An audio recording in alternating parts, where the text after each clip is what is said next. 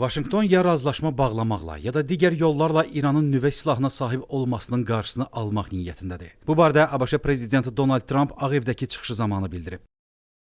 Düşünürəm ki, neftin qiyməti hazırda elə səviyyədədir ki, hətta biz müharibəyə başlamazdan əvvəl olduğundan da aşağıdadır. Biz güzəştlərə nail olduq və onlar bu razılaşmalara əməl etməlidirlər. Lakin onların nüvə silahı olmayacaq. Mənim nüvə tozu adlandırdığım zənginləşdirilmiş nüvə materialını əldə edəcəyik, deyə o əlavə edib. Biz ya razılaşma bağlayacağıq, ya da işi axıra çatdıracağıq və bunu tamamlamaq çətin olmayacaq. Fikirlərini səsləndirən ABŞ prezidenti qeyd edib ki, ölkəsi istənilən halda öz məqsədinə çatacaq. Sitat: "Mən rejim dəyişikliyi axtarışında deyiləm. Əslində bu elə rejim dəyişikliyidir. Birinci rejim getdi, ikinci rejim də getdi. Bu üçüncü rejimdir və düşünürəm ki, bu rejim daha məntiqli davranır." Statın sonu.